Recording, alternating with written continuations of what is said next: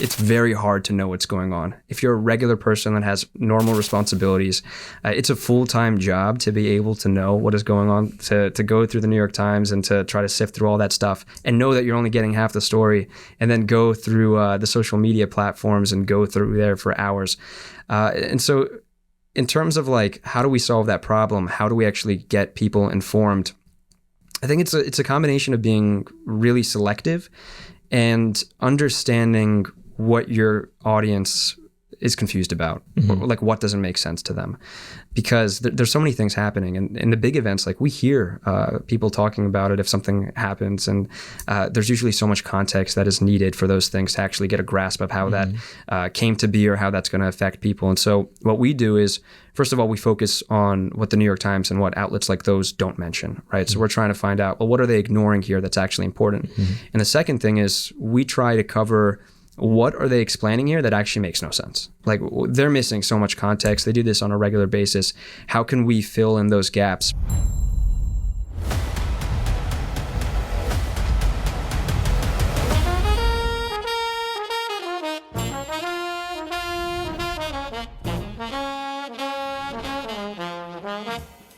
Howdy, everyone, and welcome back to Moment of Truth, the podcast of American Moment. My name is Saurabh Sharma. I'm the president of American Moment, and this week it's just me. We just got out of this crazy, 48-hour-long meeting, and Nick told me that everything around us would collapse if I didn't do this episode by myself. So I obliged, and I'm very glad I did because I had an awesome time with our guest today, Ari David. I'll tell you more about him in a second, but before I do, this is probably the final week that you can sign up for our Gala for American Statecraft. This is our big third anniversary event we're doing here in Washington, D.C. on March 6th. We will feature Mark Meadows, President Trump's former chief of staff, at the VIP reception. We'll have Senator J.D. Vance, founding board member of American Moment, giving remarks, and we will be honoring David Sachs with the Third Rail Award for Public Courage. This is honoring a philanthropist who has grabbed a hold of some third rail in American life. In his case, his principled stand on an America First foreign policy.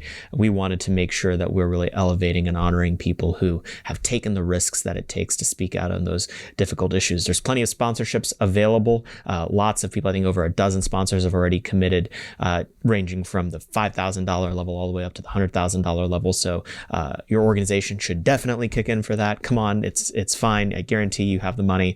And you can also buy tickets starting at $1,000 on our website. We're really looking forward to it. It's going to be a celebration of everything we've had thus far. It's not going to be like your typical rubber chicken dinner in Washington, D.C. It's really going to be an absolute blast. I believe our fellowship application for the summer is closed, so very sorry if you couldn't make it in, but I believe you can apply for a fall fellowship. So it's a little touch and go. It's not super clear to me if we're going to have all the resources for a fall fellowship, but I'm going to try. It's partially why our gala is really important. So I think it's looking pretty good. We're going to have fall fellows this year. So be sure to kick in an application for that. We have AM Fridays. Our lunch series on Capitol Hill is going right now. You can sign up for that and come to a series on the basics of how to think about the world the way we do on our website. That's americanmoment.org/AM Fridays.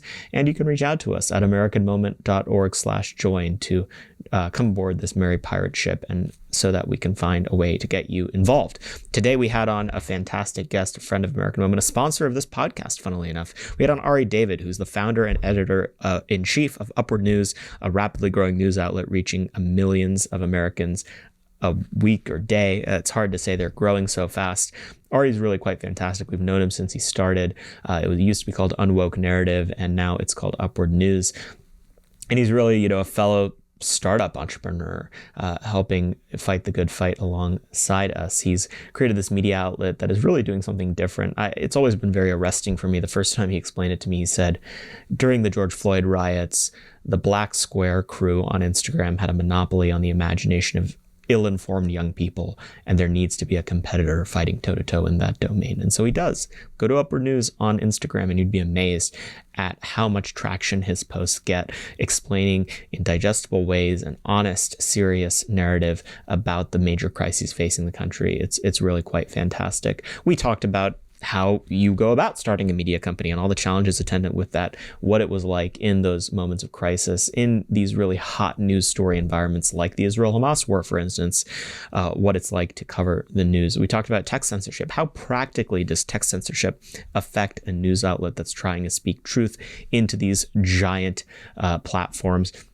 And we also talked about why conservative media sucks and why they're not behind the eight ball on the really tricky questions facing the country and how to speak to the American people. On our subscriber only section, we talked about what he's terrified about that no one else is paying attention to, what it's like to run a startup, and what the most popular stories that Upward has covered are as well. If you'd like to see this bonus segment, you can be a subscriber to this podcast on YouTube. We have our Truther tier and our Statesman tier. You get the entire episode a day early, beautiful 4K video and audio with these special questions.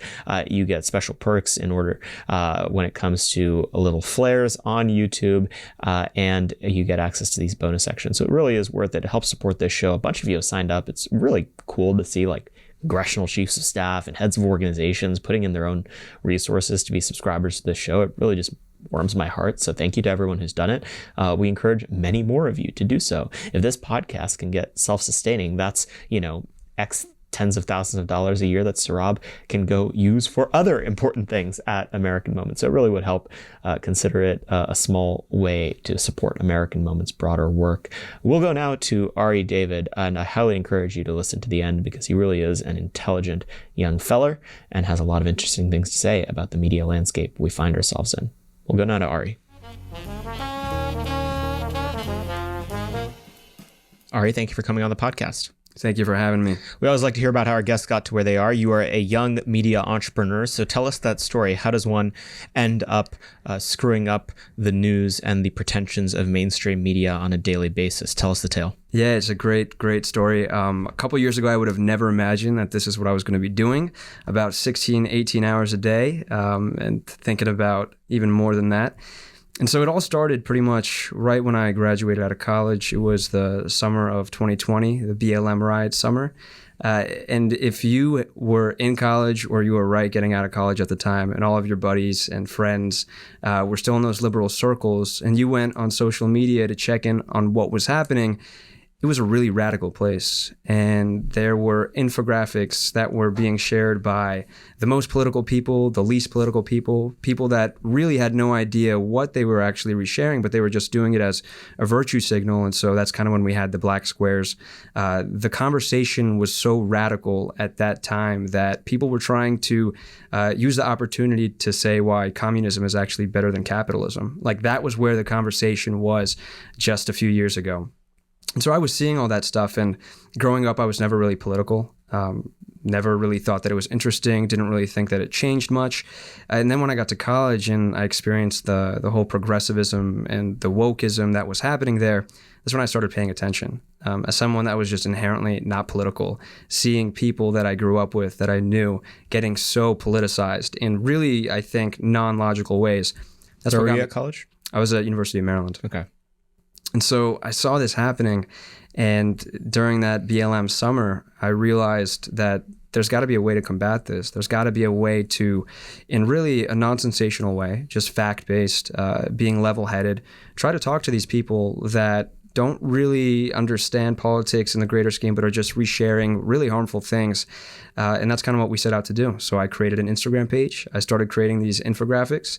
And within a few months, we were getting tens of thousands of followers. It was just myself at the time. But clearly, people were hungry to look at this stuff without emotions, without opinions. They just kind of wanted to know what was going on, and they wanted a way to share with their friends that already might be indoctrinated, might be very political. They wanted to show them something that maybe wouldn't scare them off. So that's kind of the early story of Upward News.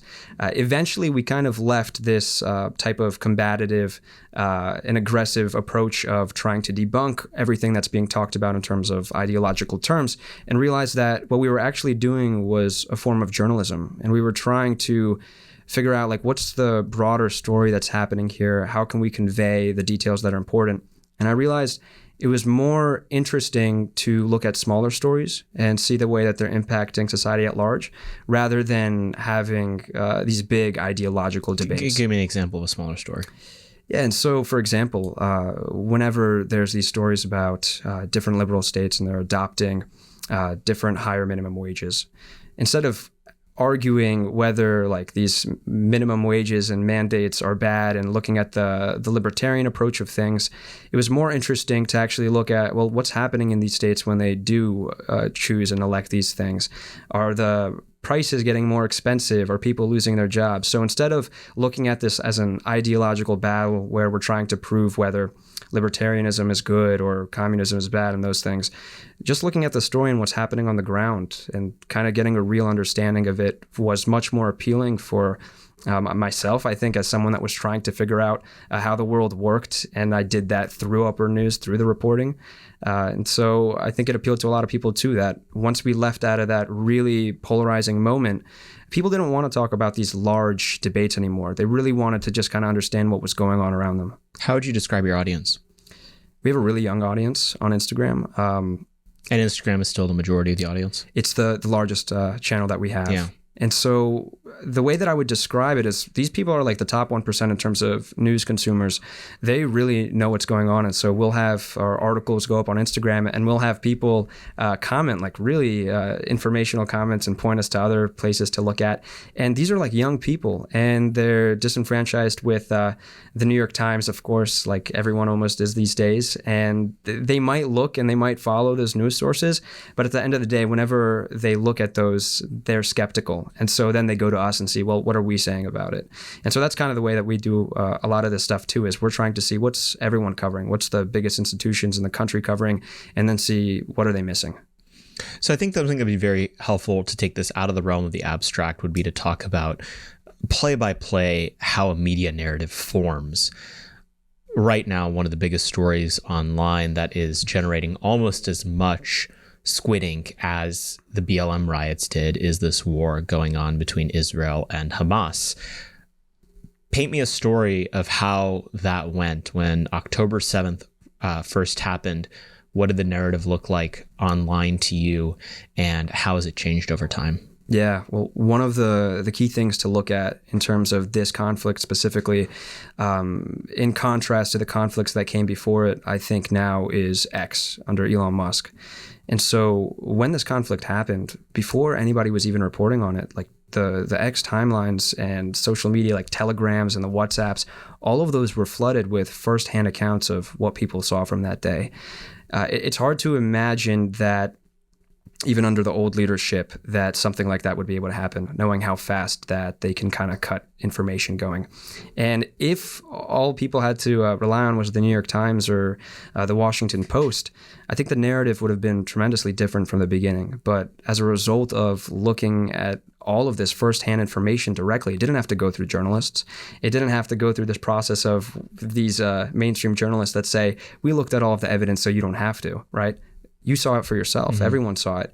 And so I think that the narrative has changed over time and over the weeks since the beginning, but that's how the conflict started, was with the firsthand accounts that people saw.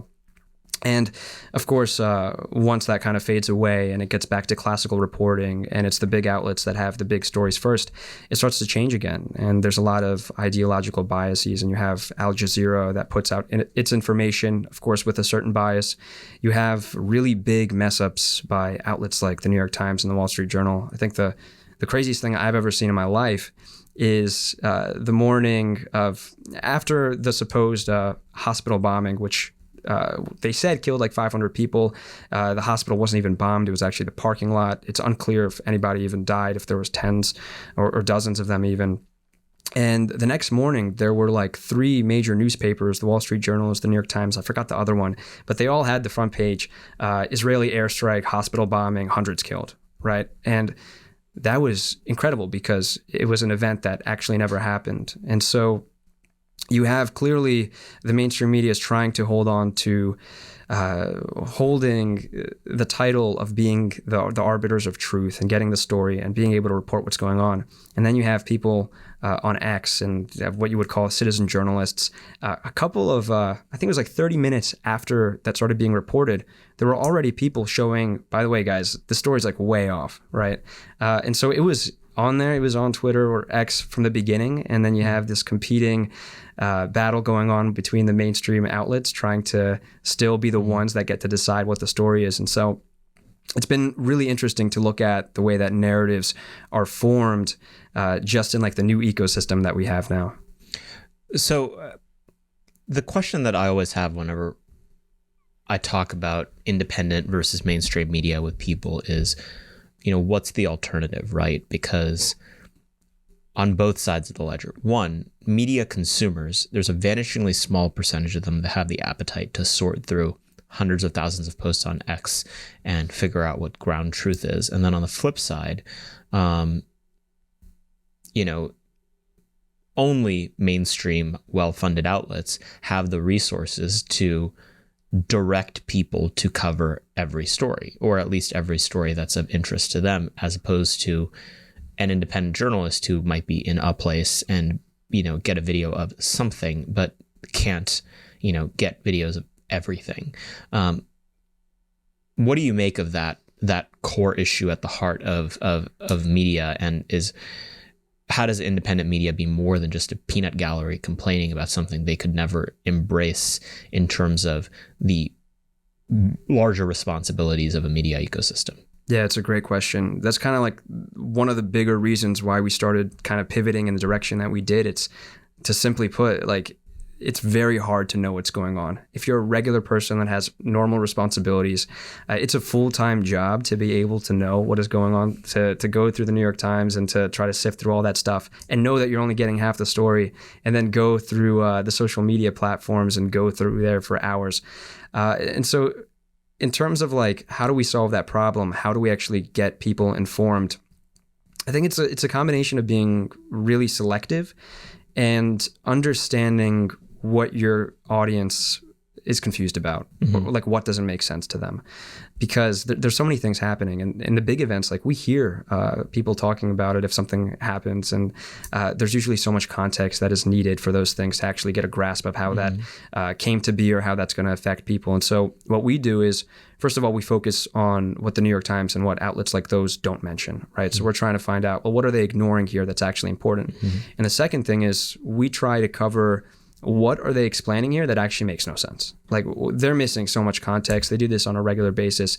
How can we fill in those gaps for our audience? And it's a really fun process. Back when I was writing a lot for Upward, this is really how I learned so much of the context of these stories. And for myself, it was just like a daily thing of research and going through and learning all of these things for the first time. Is there an extreme light bulb moment that really stands out where you just saw a massive discrepancy between the narrative as it was propagated and what you knew to be true?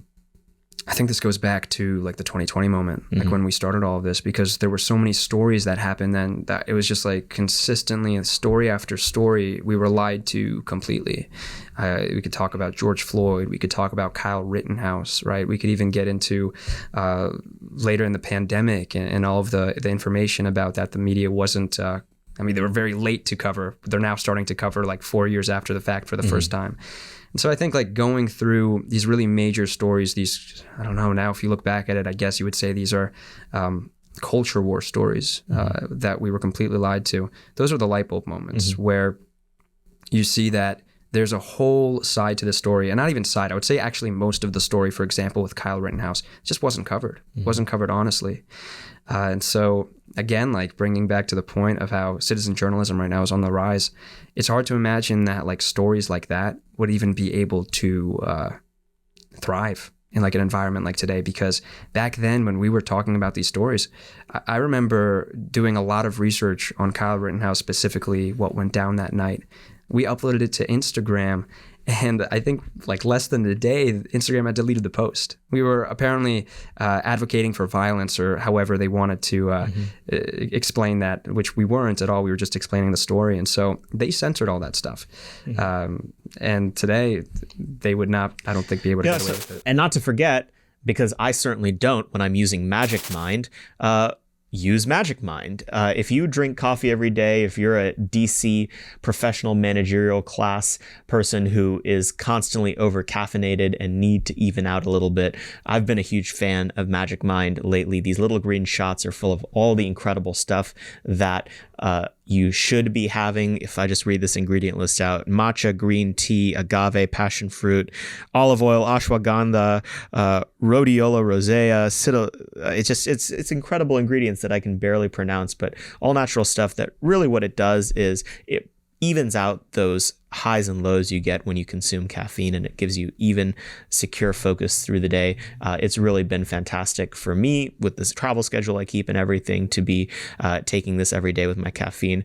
If you'd like to get some at a discount, you can go to Magic Mind's website and put in the promo code TRUTH20, and that will give you a percentage off so that you can enjoy it as well. Once again, that's Magic Mind is these little green shots that help even out your focus for the day. TRUTH20 is the promo code. Thank you to Magic Mind. So I have a lot of questions about how tech censorship actually works, because I sometimes have a hard time looking at someone complaining about tech censorship on X, and when you dive in and actually ask the hard questions, they're like, well, my post is not getting as much likes as it should. And it's like, okay, you kind of sound like you're being goofy. I'm not saying that's the case. In your case, peel back the curtain. You're running a media outlet that actually has a large following. You have a long data set of time to look at. What practically on each platform does tech censorship actually look like, and how does it impact your business and your ability to propagate the news? Yeah, it's a really good question. It affects pretty much every single media business out there, I would say, except for the ones that are liberal. So our biggest platform is Instagram. That's the one I have the most experience with in understanding censorship. And I think Instagram is probably the most quintessential one in understanding how that censorship works, because there's so many different factors at play. And so it breaks down into, I think, two categories. The first is algorithmic censorship. And so the algorithms are crazy. They are able to change them to be able to suppress certain kinds of information. We saw this a lot with the pandemic, where if you were to write posts about vaccine, Instagram would scan the caption. It would take the image, put it through OCR, see if you have any word vaccine in there. And if it did, the algorithm would kind of make a prediction and see is this like in support of vaccines or anti-vaccines. And based on that, they would either show it to people or they wouldn't. Then they would actually affect your whole account. So if you just started talking about vaccines and then posted something completely different than that, you still wouldn't get any reach. So that's like one way I think that still happens a lot, the algorithmic side. The second side is like this human interaction where you have these like global organizations. People talk about these all the time, the fact checkers, and they hire these people and they go through Instagram posts and things online. And I guess in coordination with like outlets like the Associated Press and all of those, like Business Insider, some of those, they write these stories and say, well, this is what they're saying and this is why it's wrong. And these like journalists at the Associated Press and people that work with like the fact checkers, they have the ability to go into the Instagram posts and be able to like censor it themselves. Like we've had this happen where our Instagram posts get censored because some Associated Press writer wrote that this was false. What story was that? It happened so many times. The last time it actually happened was like 3 weeks ago. So this is like still happening. We wrote about the migrant crisis in New York City. There was a school that had temporarily shut down because of a combination of like the migrants and having to put them there and like a storm, something like that. And the Associated Press, it was this author that has like repeatedly looked at our account and tried to flag us before. And so they said something that we proved to them via email, like, this is wrong what you guys are saying. Clearly this doesn't add up. And like within a couple minutes, they responded, okay, you're right. We removed the flag there. We removed the censorship. So like, I've never seen the terminal that they use. I've never seen like whatever software they have that connects to Instagram. But like these people have free reign to just decide what goes out through into the social media world. And what are the couple of buckets of prime targets in terms of censorship? You mentioned COVID vaccines is a major one. What are the other places where you know that if you put something out there that even slightly deviates from the party line, you're getting a hammer? So I'll tell you this in like through a story. So when the migrant crisis started kind of getting much worse and much harder to ignore, it started going on the New York Times front pages and all of that. The Biden administration had pretty much run like a journalism 101 class for a lot of these journalists. They talk with them. They talk to them about how to cover these issues, how to talk about the economy, right? Because that was something that the Biden administration was really worried about. And so when you have like this kind of coordination and the federal government is talking to outlets and trying to help them cover things correctly, these outlets can then just cover these through their fact checks. And so what I've noticed is that a lot of the times whenever the Biden administration is worried about some specific issue that is really hurting their poll numbers, whenever the media starts to defend them, they also defend them through authoring fact checks. And so that actually just ends up censoring whatever issue is problematic for them. The migrant crisis being a great example. Got it. When they go about flagging these posts, do they get removed entirely? Does your account get injured in some way?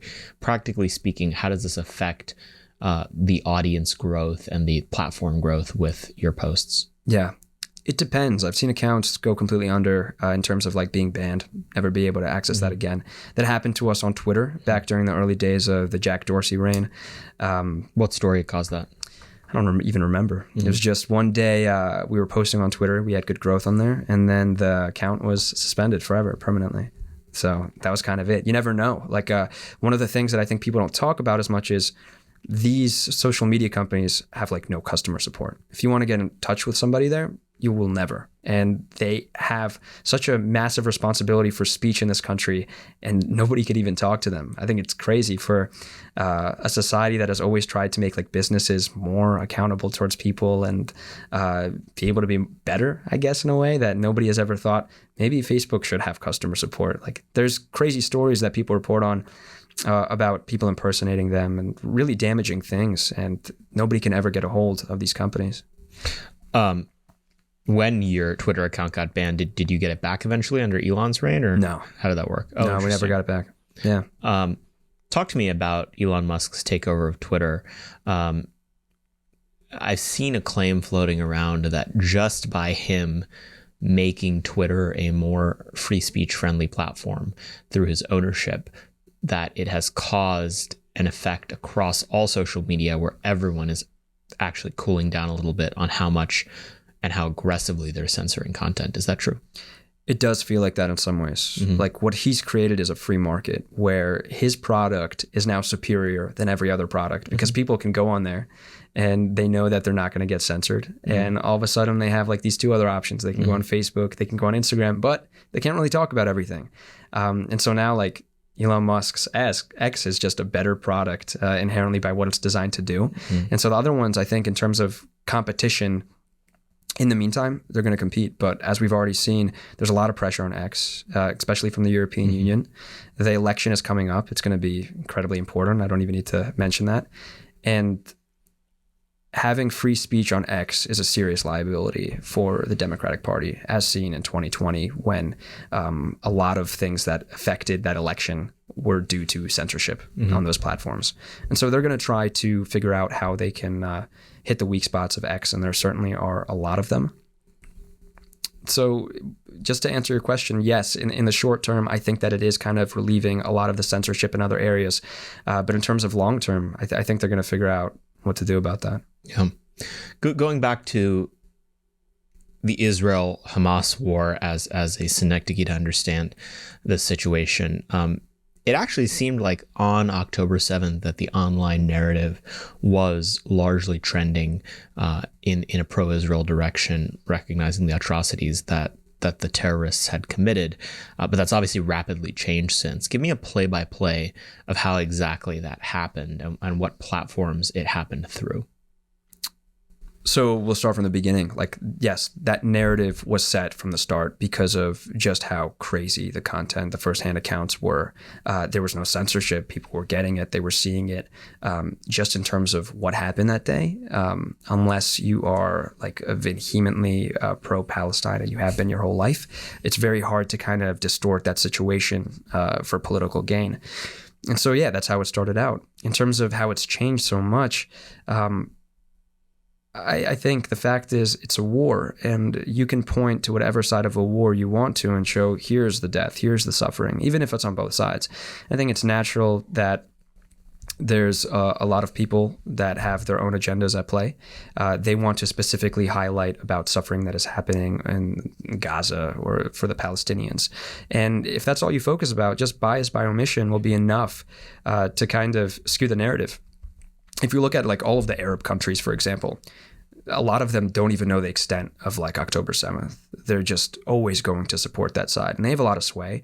They have like the Al Jazeeras of the world that really propagate their narrative. They focus on all of that. And then in this country, you have a lot of people that are progressive and they align with the Palestinian cause. And so it's kind of like a BLM effect. I think there's a lot of similarities here in terms of the way that you look at the posts on social media. They're incredibly one-sided.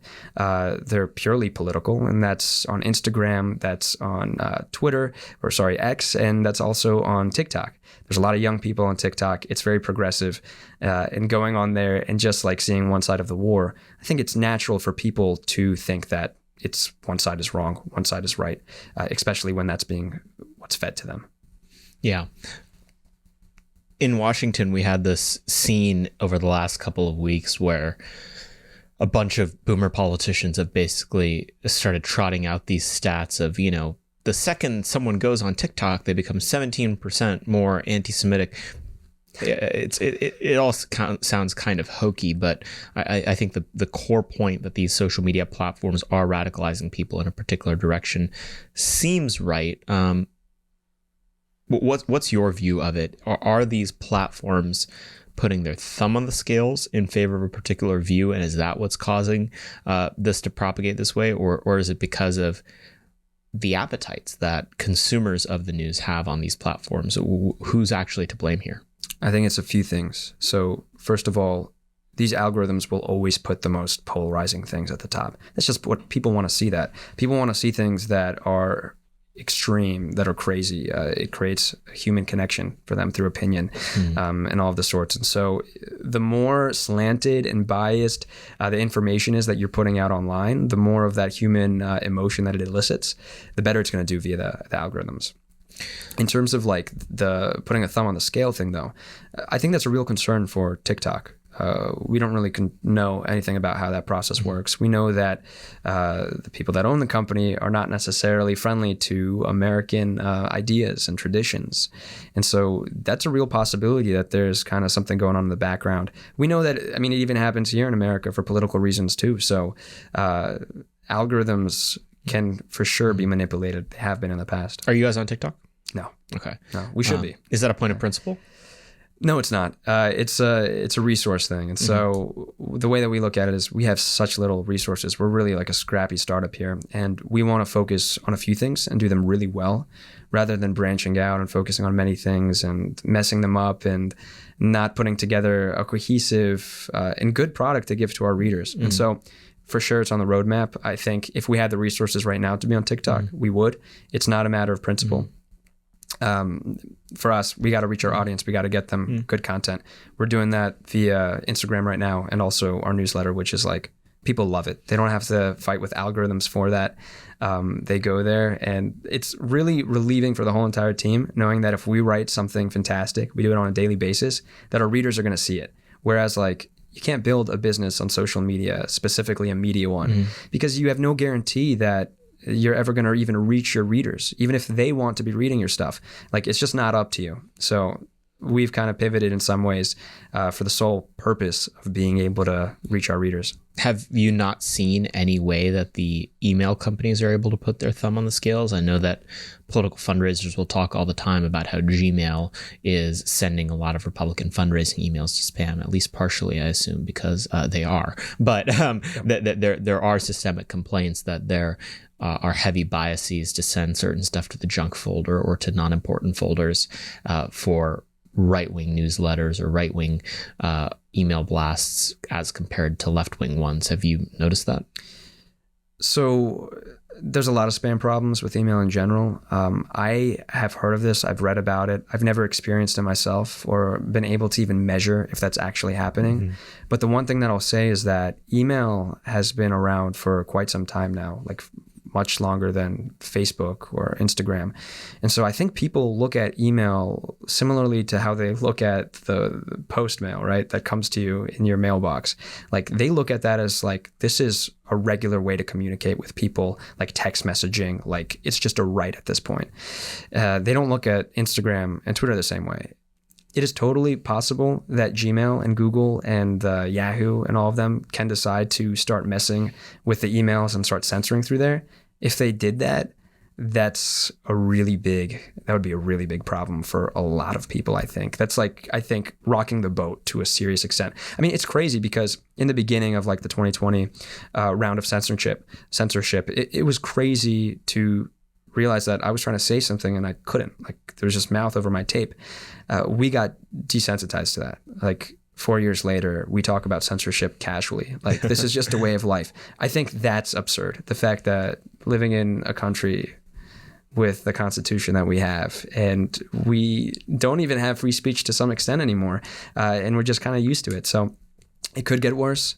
I think it probably will get worse unless some people decide to, I don't know, protect the freedom of speech here. Yeah. You mentioned earlier that a lot of news consumers look for the most polarizing content possible. I want you to explain a little bit more about what you've learned about your audience in particular. You don't have to generalize it, and their news habits. Like, what are the things they are interested in, and how tightly correlated are they to the things that you think matter? Or have you reframed your psychology to say what matters is what they're interested in? Yeah, that's a really interesting question. When we choose what stories we want to write about, we're trying to pretend like we're the audience. Like, what would we want to read about? If there's like something happening on Capitol Hill and it's been happening for like 2 months, it just like every week there's a little update. Like, to a certain extent, like, we know our readers might just not even want to read a whole story on that. Like, I personally get jaded about that stuff. I probably don't want to read about it. So that's like one thing. The second is like, we interact with our readers. We tell them to reach out. We get so many responses via Instagram comments, via emails, and they tell us what they're interested in. They say, hey, can you cover this? When we do cover stories, we have polls in our emails. So we ask them, what do you think about this? And we read those responses and we get a sense of, okay, this was like really helpful to our readers. Maybe this one was not as helpful. And so I think my psychology at this point is like totally trying to figure out what the readers are interested in. And that did kind of start from what I myself was interested in, as like an outsider that didn't have the most advanced political knowledge when I started all this stuff. So when I look at things and I'm like, how does that work? I don't even know anything about that. I can assume for the most part, a lot of people in America probably have that same exact question. So that's the way we tackle it. Yeah. Well, give me some of the large buckets of stories that are interesting to your readers based on the metrics you have that people might be surprised by or think are unexpected. There's a lot of like these smaller parts of stories that I think people are really interested in. So, for example, when we're talking about NGOs and how they affect different things, I think now people are so used to like hearing like the word NGO, where maybe like a decade ago they weren't. And there's really a long history of the way that NGOs work with governments and how they're able to change societies. And that's like one thing. Like, I don't think the New York Times is going to write an article about the way that NGOs are able to disrupt regular governmental like elections and things like that. And so we cover those things and we say, well, what is an NGO? What's like the background of NGOs? Have they done this before? And so recently we did this with the migrant crisis. And so looking at it through the lens of what are like the nonprofits and the NGOs that are actually making this 10 times worse on purpose. And that's interesting to people, kind of taking a small part of that story, really zooming in and trying to answer a question that we ourselves are curious about. Why do you think that's so interesting to them? Because it's a really big part to the puzzle of how things in this country and in the world work at this point. Like, if you don't know what an NGO is, there's going to be a lot of questions when you try to break down why is there so much turmoil in like Europe, in Israel, and all of these liberal democracies, right? You kind of have to go back to those things. And I don't think people talk about this in like casual conversation, but it's still really interesting. And so finding exactly like those, I guess, pressure points of, you might not know about this is super interesting. And it's also really important. People like that. Yeah. I have a theory about this. Tell me if you think it's right. Part of the reason why people might be interested in something like, the NGO influence over the migrant crisis is because the media people consume is partially related to how they think of themselves and how they define themselves. And so being a connoisseur of this small part of a story that explains so much more of the story than the general public might know about is a form of, and narcissism is too strong a word, but is a form of patting oneself on the back and saying, I know something that most people don't. I'm clued into a detail that most people don't understand. And so finding a detail like that, finding a thing that people can latch onto that gives them a sense that they have an edge over the general public is satisfying to them and will always be popular. And that is partially how ever more niche content creates an audience for itself over time. You think this is true? Yeah, I think so. I mean, the reason that people still buy newspapers is because they want to have an edge over people. Mm-hmm. Like it is, at the end of the day, a competition to stay informed. Some people are trying to stay informed for, I guess, the reason of knowing more than the guy next to them, being able to sound smart at like a dinner party or something like that. And then there's other people that want to stay informed because that could be a life or death situation, right? So you can make proper financial decisions, so you can send your kids to the right school, so you can vote for the right people to elect to the government, right? So there's really good reasons that I think are not like more of that selfish, like I just want to be smarter, but people want to understand the way that the world works, and they don't want to be late to trends that could really affect them. Big picture, what are the big thematic things that are really popular with your audience? In terms of just stories. Yeah, there's a lot of them, and we're constantly kind of changing what we're covering based on what's going on in the news. But one of the big things we've been covering for like the better part of a year is what's going on globally and like geopolitically, the changes that Europe is going through, the different geopolitical ties that are being transformed under the Biden administration, right? There's so many things that are happening. And I think our readers really like to see that there's different countries that are kind of dealing with similar problems in America, and to see what they're doing. I think like that Freedom Convoy story a couple of years ago, the truckers in Canada, and now you have the truckers all over Europe. And at one point you even had truckers in America. And so there really is this really large trend that we try to cover pretty often in terms of updates and keeping our readers informed of what's happening in all these countries, because it's nice to feel that, we're not alone. We're not the only country in the world that has these set of problems. So that's one thing. We like to cover a lot of government corruption and the stories and the Hunter Biden evidence and all of those things.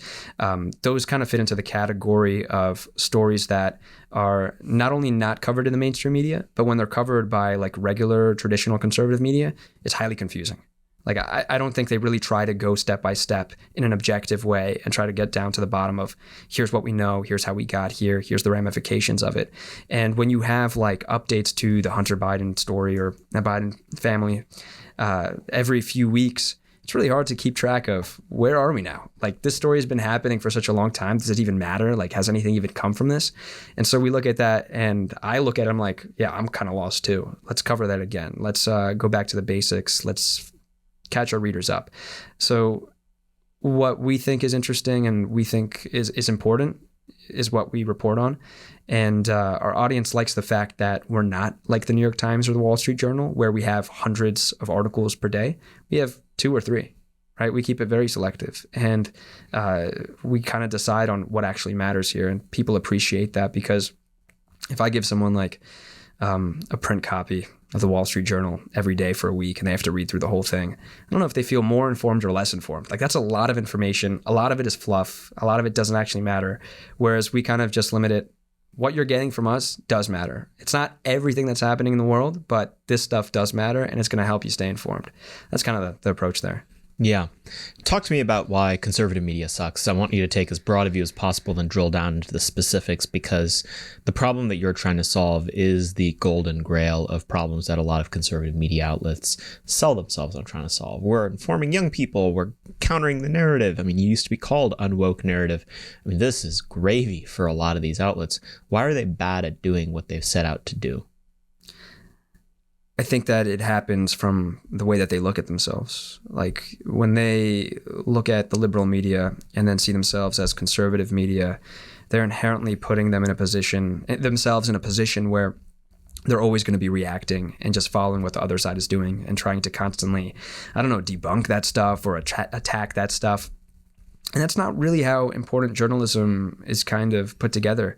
I think important journalism is about being inquisitive about the world, asking the right questions, covering the right stories, and not just responding to what the other side of the aisle is saying. And so most of the writers at Upward News, they're conservative. We don't really look at ourselves as a conservative outlet. Like, our goal is literally just to inform our readers. But I take what you're saying, and that makes a lot of sense. But come on, like, okay, all your writers are conservatives. You're writing with that perspective. Like, what's the actual difference then in core approach that you deviate? You're like, your branding doesn't look like, red, white, and blue, boomer, bald eagle, squaw. Like, it's cleaner, but very practically, how does that inform the way you talk about the news?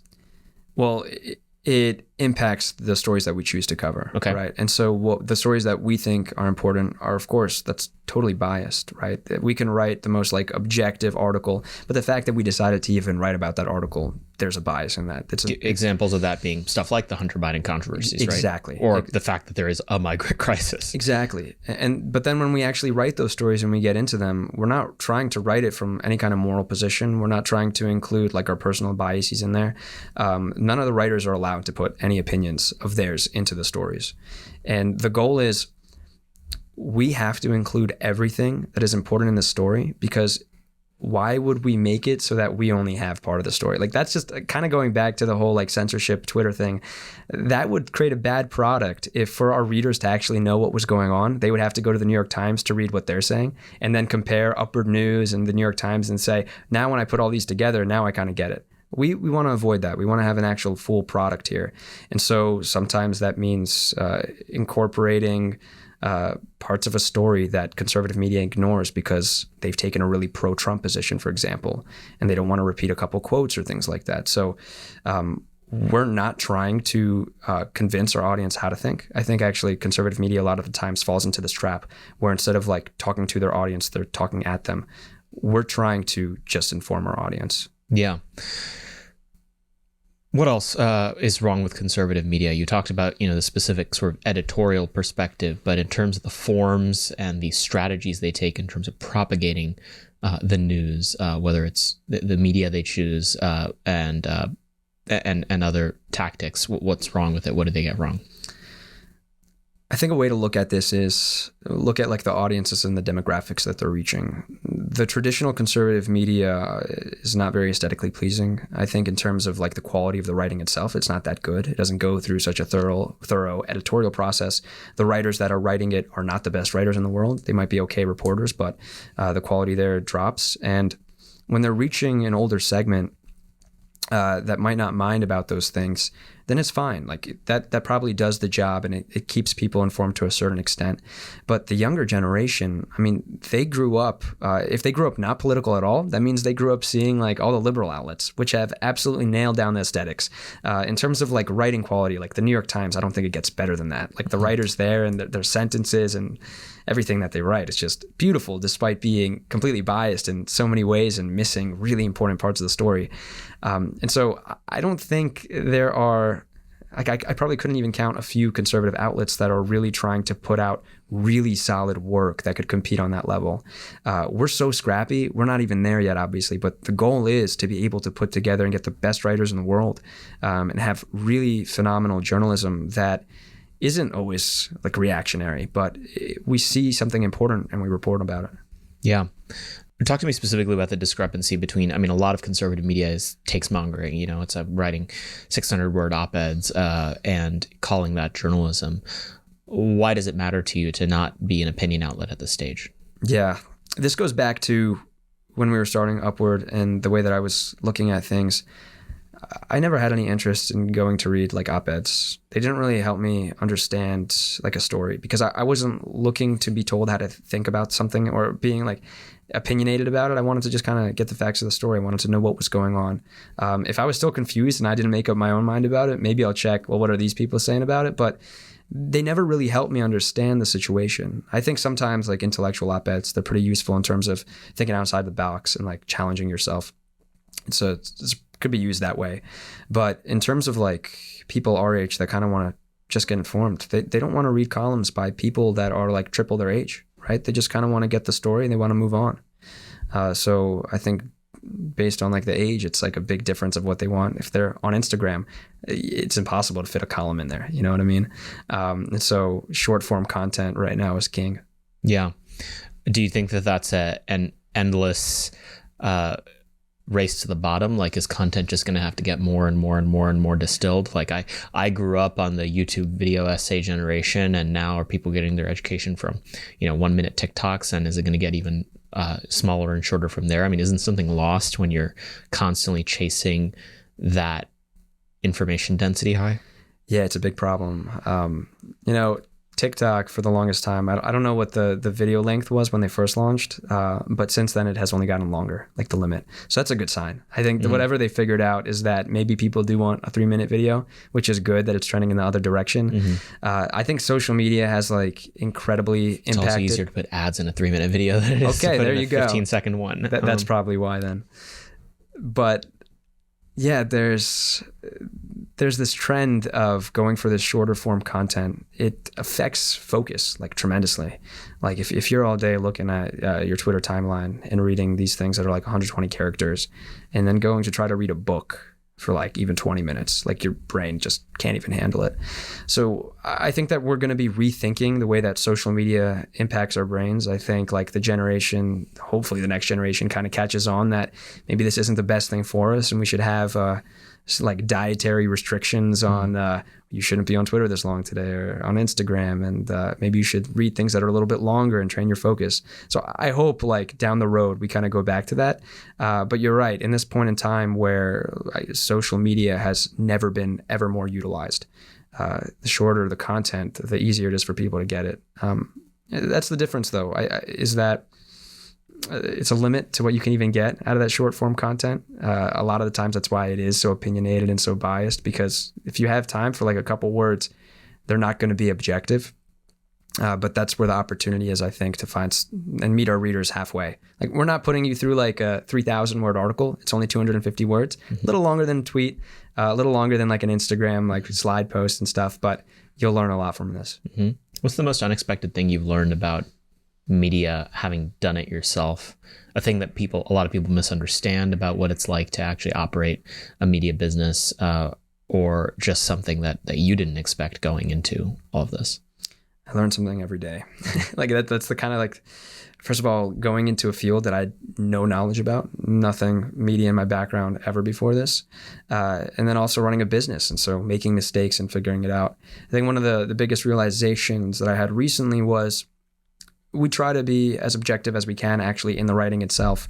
And I found that even though a lot of readers appreciate this, because there is no human connection that we form through opinions, the bond between us and readers are weaker. And so you kind of have to figure out a way to develop that relationship with your readers and your audience without having to sacrifice what we're trying to accomplish, right? And so the Substack writers, for example, really, really liberal ones or really, really conservative ones, they absolutely have no problem with getting paid subscriptions. Because whenever they put something out and it's just their full opinion on something and it's just who they are, they develop a strong relationship with the readers. Those readers are fine to go ahead and support them because there's a connection there.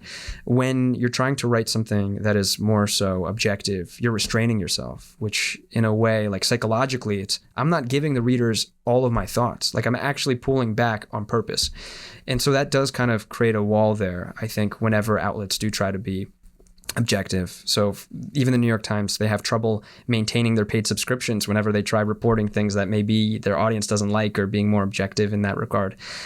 So learning about like psychology, the way to develop relationships with readers, being able to create things that people want to consume. There's a lot of surprises along the way, but just kind of tying this into recent like media and business events. I think we all heard about like The Messenger, which raised $50 million about a year ago. And their goal was to return to this gold standard of objective news reporting that both sides of the aisle could read. And after a year, they shut down. And it's kind of, they forgot that kind of media, like people don't develop a relationship with it. They don't like it. And so it's a lot of tough lessons like that. Yeah, going to the business model side of it, I'll use a different industry as a proving ground for this. In television, for instance, it used to be the case that it was largely supported by advertisements. And then as the streaming services came around, people were paying these subscription fees to get everything without advertisements. And now you see that people are tired of having all these subscriptions and things are going back towards advertising. You saw something similar in newspapers, right? You had the classified section, that's what funded it. The paper was $1 or less. And now, and then people started getting all these subscriptions, and now the subscription fatigue is starting to hit, and now people are looking for advertisements again. If you had to guess, what's the future of media? Is it Substack, highly loyal audiences that are willing to pay, or mass market advertisement supported media? Obviously it's going to be both, but where do you think the median point's going to be? It's a really great question. I would say the answer is that it's going to lean towards centralization in one way and decentralization in another. And what I mean by that is I think that there's going to be a few really large organizations like the New York Times. Like, that company is becoming a monolith in its size, and it's very successful too at this point. It's never been this big. And the companies and the media outlets in the middle, they just don't have the ability to be able to sustain that work with those margins. So they have layoffs, the LA Times, the Washington Post. I think those types of outlets are going to go downward and shrink more, or they're going to meet the New York Times at the top, where there's going to be a few of them. And I think at the bottom, what we're going to have is a lot of independent news outlets and different ways to get your news. And those ones will probably be a hybrid model up where there's paid subscriptions and there's advertising. Advertising will never be reliable, I think, especially where they're just competing with like Google and then Facebook and Meta, trying to compete with them for ad dollars. So that's always going to be tough. I think news outlets right now are figuring out that that's actually really not a great way to build your business. They're starting to get into the paid subscriptions, and we're hitting the fatigue. And so you got to convince your readers that your subscription is worth it. You know, they might be subscribed to a couple of other things and Netflix and Hulu and that stuff, but they need to supplement that because you're offering something that they actually want. So the people that have the best products, the people that have the most important journalism, whether they're really small and just a few people that are focusing on one thing that's important, or the massive organizations like the New York Times that are just going to be, I don't even know what that's going to look like in another decade, but they're only going to get bigger, and they're going to be continuously like the record of paper covering everything. And you'll probably have a combination of both that thrive. Yeah. I want to talk about a bunch of other topics, specifically what it is that you are paying attention to that no one else is, that you're terrified about, what some of the most popular stories at Upward have been, and also what it's like to run a young media startup. But that is going to be exclusively for our paid subscribers on YouTube. For those of you who haven't seen this yet, we have a new paid subscription program on YouTube. You can be either a truther or a statesman that are each at like, I think, $5 and $10 respectively. And you can get these bonus sections that we're taping with each of our guests, where we let our hair down a little bit and ask some more spicy questions. You get the full episode a whole day early. You can watch it on Sundays after church, whenever you're, golfing or whatever you might like. And you get access to other special member perks on YouTube. So be sure to go and subscribe to be either a truther or a statesman, so you can hear Ari and all of our other guests' amazing answers to our most interesting questions. So we're grateful, as always, this week to bring you this episode in partnership with Upward.news. Upward.news is a fantastic political news website run by our friend Ari. Their daily brief brings you need-to-know news and insights that you won't find in the mainstream media. They've put out fantastic content on Instagram, on Twitter, and many other platforms. Sign up for their newsletters at Upward.news.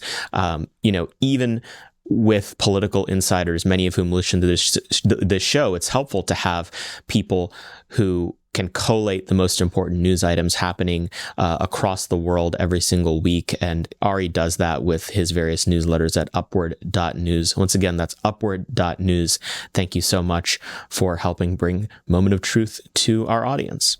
Ari, how can people keep up with everything that you're doing at Upward and follow you wherever they can? Yeah, well, the best place to go to is ihatefakenews.com. It's a lovely domain that we purchased. It's memorable. And so you go there, put in your email, you'll start getting all of our email updates. And I know that you love the content. And we respond to every single person. I personally respond to every single person that emails us back and responds and stuff. So please feel free to do that with any questions, with any feedback requests. We're trying to build a community of people that want to get the truth and want to know what's going on. And so that's the best way to kind of keep in touch with our journey here. What are the handles on social media? On Instagram, it is Upward News. And on Twitter, or X, it is Upward News HQ. All right, folks, that's your challenge, is start bothering Ari as much as humanly possible by responding to the post that he sends out so that he has to respond back to you. Ari, thank you for everything that you do. Congratulations on all the fantastic success, and thank you for coming on the podcast. This was awesome. Thank you for having me. Hopefully you guys enjoyed that. We certainly did. Thank you again to Upward News for all their support of the podcast. Thank you to Magic Mind. As always, be sure to go to AmericanMoment.org. Sign up for the Gala for American Statecraft. I know it's pricey, but come on, you guys are good for it. A lot of you people in DC have expense budgets and stuff to buy tickets to galas. So let's see some sponsorships. Let's see some ticket sales. It's basically the last week you can do so. So be sure to check it out sooner rather than later. That's AmericanMoment.org/gala. Sign up for AM Fridays, our lunch series on Capitol Hill. We've got lots of fantastic speakers for this spring. We'll be running it for 10 weeks starting this previous Friday from when this episode dropped. And be sure to go to AmericanMoment.org/join. Get off your couch, get involved with us. If you want to find a job here in DC, it's our job to help you get it. Don't wait until the presidential administration starts and roll up and be like, I'd like to be ambassador to Mexico. No, you have to start out at the bottom, and we'll find a way to get you started, accelerate your career so that you can one day be ambassador to Mexico or whatever your big hopes and dreams are. Thank you guys as always for listening. Be sure to subscribe on YouTube, become a member, a truther, or a statesman so that you can get this episode a whole day early and get the bonus content. And be sure to rate and review this podcast on Spotify, Apple Podcasts, or wherever you get your podcasts, because it really does help us. Thank you again to the thousands of you that listen every week. It's always a pleasure. We'll see you next week. Moment of Truth is an American Moment podcast taped at the Conservative Partnership Campus Studios and is produced by Jake Mercier, Jared Cummings, Tiffany Kutris, and Matthew Pearson. Our intro song is A Minor Struggle by Ryan Serenich, and our website is AmericanMoment.org.